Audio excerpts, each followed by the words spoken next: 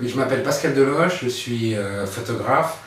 Je fais ce métier-là depuis 25 ans et aujourd'hui à la chaîne de l'Espoir, je m'occupe de tout le service photo de la chaîne et tous les documents, toutes les images servent à illustrer le blog, les sites internet, toutes les brochures qu'il y a pour la chaîne. Et aujourd'hui, le serveur photo de la chaîne dispose d'un fonds de 7000 photos. Quel est votre engagement pour la chaîne de l'Espoir?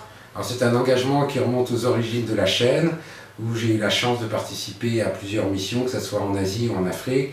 Donc c'est un engagement bénévole. Je pars sur mon temps de vacances pour suivre les missions et tout le travail que je fais, ça permet, je mets mes compétences photographiques au service de la chaîne. Qu'est-ce que vous avez dernièrement réalisé pour la chaîne de l'Espoir? Alors je viens juste de rentrer d'une mission à Brazzaville avec la chaîne de l'Espoir, qui est une grosse mission avec un volet chirurgie, où toute une équipe de chirurgiens, d'anesthésistes et d'infirmières venus de Toulouse ont réalisé à Brazzaville les premières opérations à cœur ouvert sur une dizaine d'enfants. Quelles étaient vos motivations? Ma motivation, c'est alors moi je ne suis pas médecin, la chaîne, il n'y a pas que des médecins. Donc moi, mes motivations, c'est par rapport à mes connaissances en photo et ma connaissance des médias, de pouvoir apporter un plus à la chaîne de l'Espoir en matière visuelle, parce qu'aujourd'hui, le visuel est très important dans toutes ces associations, parce que les gens lisent de moins en moins, et surtout, la force de l'image, un sourire d'un enfant qui vient d'être opéré, parle beaucoup plus que certains textes qui peuvent être très longs.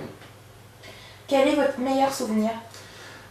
Sur la mission de Brazzaville, mon meilleur souvenir, c'est après les interventions chirurgicales, qui sont quand même des interventions lourdes, quand les enfants sortent de réanimation et qu'ils arrivent dans leur chambre d'hôpital, où les sourires sont revenus, ils savent qu'ils sont guéris. Et là, c'est des vrais moments de vie et de joie qui sont passionnants à partager et qui sont aussi très intéressants à photographier. Avez-vous des conseils à donner pour les personnes qui voudraient s'engager comme vous? Je pense que pour s'engager, il faut avoir l'envie et avoir un peu de temps. Et l'envie permet de vivre des tas d'expériences absolument fabuleuses au service de l'autre et des autres. C'est une certaine abnégation, c'est de ne pas chercher à ramener quelque chose pour soi, mais essayer de faire partager le meilleur de soi-même avec les autres. Et très souvent, on se rend compte que quand on voyage, les autres vous donnent beaucoup aussi.